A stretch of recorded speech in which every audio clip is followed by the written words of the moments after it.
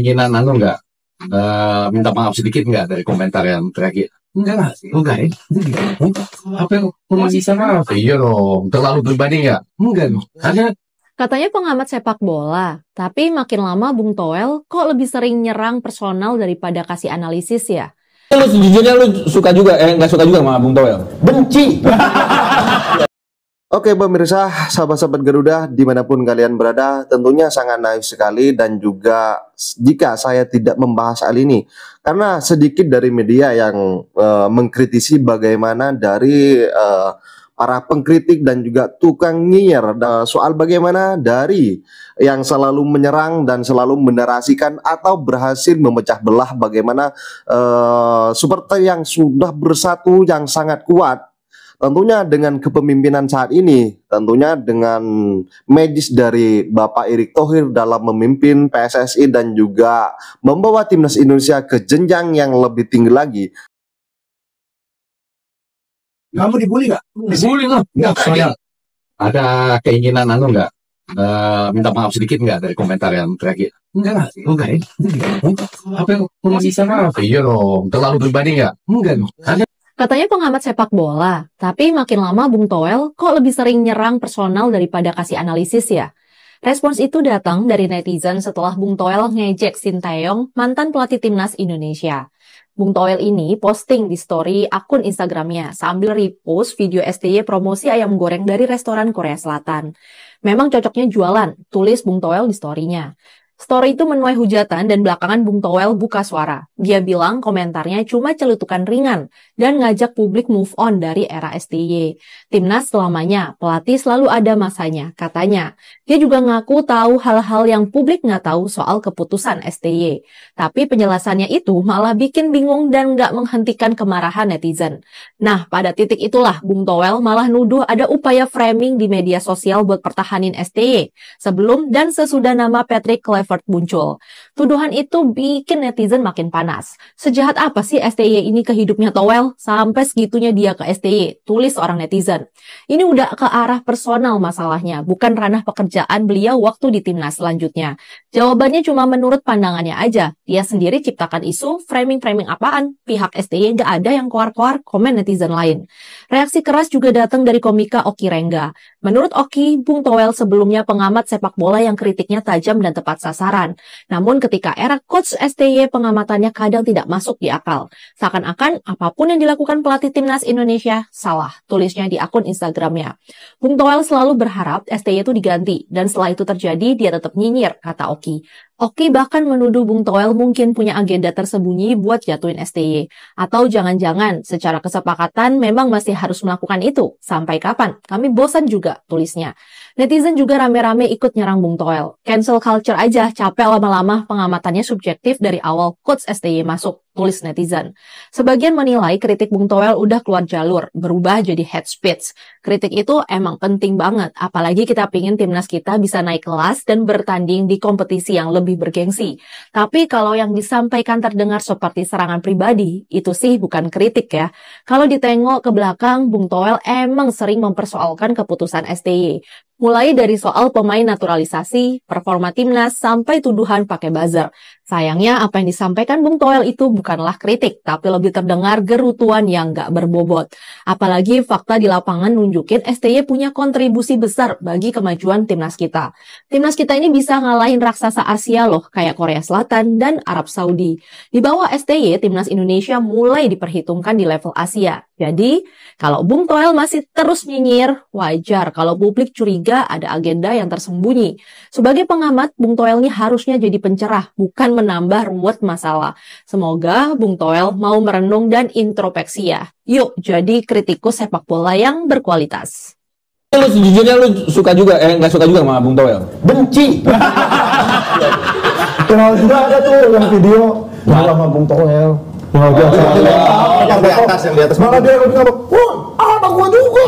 Karena aku juga. Nah itu kalau seandainya aku nggak gitu, Kayaknya banyak yang lempar botol. Ada ke-trigger satu Iya, karena momennya itu udah nggak ketolong tuh. Maksudku pada penuh. rame penuh, kita menang nih. Orang kan udah nggak suka sama dia. Padahal kan tuh. Iya, maksudku udah dia nggak usah ikut closing lah. Dimuncul kan dia. Dia naik udah langsung dimaki-maki nih sama penonton. Dia bilang jangan ya, jangan tenang. Ada yang lempar botol. Tuh, parah aku. Ih. Tapi kena kau juga. Tapi kena lantai kan? Maksudku Satu lempar, nanti kalau didiemin yang lain lempar tuh banting di atas panggung, bukan cuma ada Towel, ada aku. Kalau memukul melempar nanti kalau aku. Tapi lu sejujurnya lu suka juga, nggak suka juga sama Bung Towel? Benci. Nah karena ini kita sudah hadirkan Kapan terakhir kali ketemu Bung Towel? Acara itu datang, ada dia di backstage di bawah aku. Situ ada dia, aku bilang iya, dan dia nggak mau aku bilang. Depan di luar. Iya, karena kan aku nggak tahu kalau ada dia itu di acara itu. Kita pikir kok nggak takut sih kayak benci gua kayak Ya udahlah, orang bukan dia juga yang ngasih makan aku kok, mampus di sana. Tentunya hambatan dan juga beberapa ujian akan dihadapi oleh timnas Indonesia. Kita melihat beberapa pandit sepak bola tanah air Indonesia yang suka cewek-cewek, yang suka omon-omon, selalu memberikan soal bagaimana narasinya ingin diambil oleh supporter. Sahabat-sahabat Garuda, kita sebagai supporter yang sudah dewasa tanpa harus diatur-atur oleh para pengamat yang suka ingin. Sahabat Garuda, mari kita jangan sampai terpecah belah, jangan sampai bagaimana mereka sudah merusak kesatuan dan komitmen awal kita mendukung sepenuhnya timnas Indonesia untuk bisa bermentas di Piala Dunia. Karena kita ketahui bersama, perjuangan timnas Indonesia di round 3 kualifikasi Piala Dunia 2026 zona Asia ini akan sebentar lagi akan memberikan sebuah euforia yang sangat fantastis, euforia yang sangat luar biasa. Sebuah narasi telah diseliurkan dan telah diviralkan di media sosial. Tentunya kita melihat apakah kita sebagai supporter yang sudah dewasa tanpa diatur-atur, akankah kita sudah terpecah belah ya? Sampai saat ini saya masih satu komando bagaimana membuat timnas Indonesia dengan Bapak Erick Thohir membawa timnas Indonesia ke jenjang yang lebih baik, tentunya dengan gebrakan-gebrakan lah. Oke sahabat-sahabat Garuda, tanpa basa-basi dan mari kita simak bersama, dan tanggapan kalian silakan ditulis di kolom komentar. Kalau untuk dinilai sebenarnya belum bisa dinilai karena kan Coach PK memang sudah resmi menjadi pelatih tim nasional Indonesia, tapi belum sempat latihan apalagi bertanding gitu. Tapi optimis sih karena Alam sih tidak terlalu peduli pelatihnya siapa, karena tetap pedulinya tim nasional kita lebih baik gitu. Ya, betul. Itu yang tadi netizen harus harus benar-benar pahamin yang tadi Om Ropan bilang, tidak ada di kontrak itu nggak ada STY, walau sama Kluivert juga tidak ada kalau harus lolos Piala Dunia.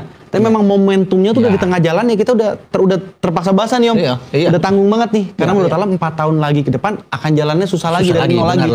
Karena kita udah, Alam kemarin sempat ketemu Pak Erik waktu kita nonton Indonesia Bahrain yang main di Bahrain, dia bilang, Pak, saya sih berharapnya Indonesia lolos Piala Dunia sekarang. Lu kenapa ngomong kayak gitu? Karena 4 tahun lagi belum tentu momentumnya sama kayak sekarang. Gitu, itu sih. Memang karena dan masyarakat kita memang sangat lagi terombang-ambing sama momentum itu. Mau banget lah lihat lagu kebangsaan Indonesia di Piala Dunia berkumandang gitu. Emang kita lagi momentum ya, Om, momentum. Itu sih. Ini Alam ini striker posisinya.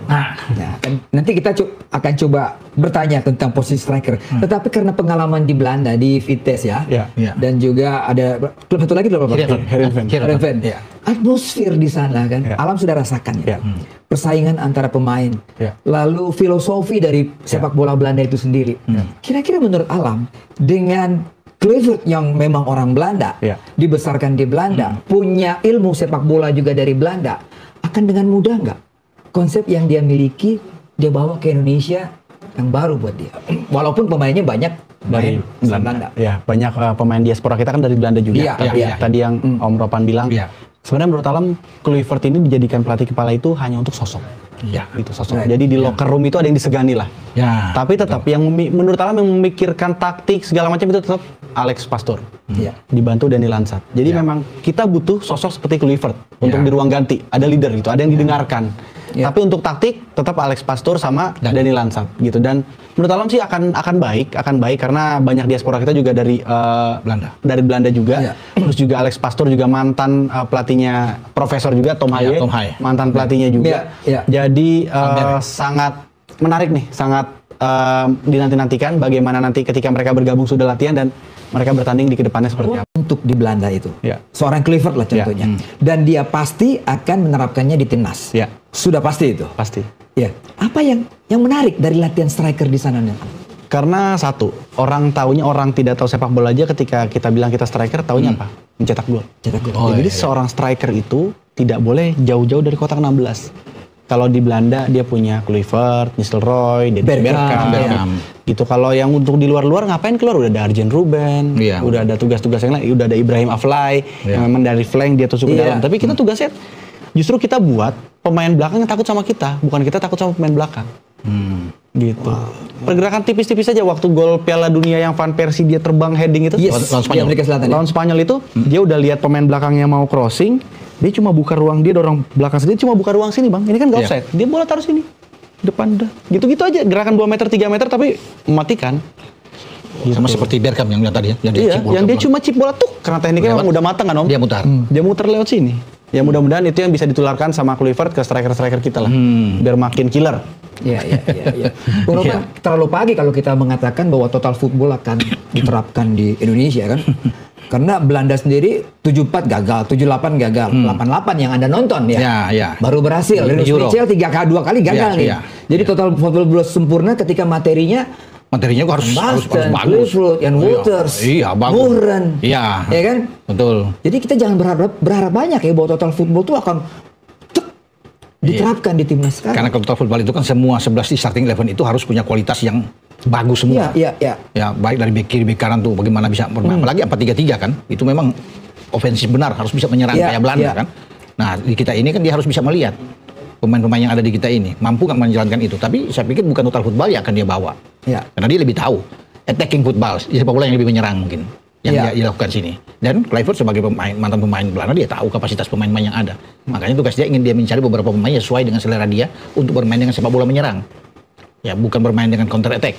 Dia ingin sepak bola menyerang, dan dia sudah bilang kemarin kan, kita harus pegang bola sebanyak mungkin dalam ball position. Penguasaan bola itu harus pegang. Itu kan dia bilang kemarin. Jadi kita lebih enak karena orang yang menguasai bola lebih besar untuk mencetak gol juga lebih banyak, lebih punya peluang mencetak gol. Kalau kita banyak menguasai bola kan, itu. Jadi itu yang akan diterapkan ketika dia tampil sebagai pelatih utama. Tapi harus didukung dengan pemain-pemain yang oke semua. Makanya Ole harus datangin, ya kan, Jairo yang harus didatangin, untuk bisa mendukung pola yang dia terapkan. Apalagi menghadapi Australia kan. Dia tahu Australia akan bermain terbuka, nggak mungkin Australia bermain di kandang main bertahan. Nggak mungkin. Main di sini aja mereka menyerang. Ya kan, kita bertahan dengan sangat kuat, ball position jauh. Apalagi mereka butuh menang, mereka akan keluar.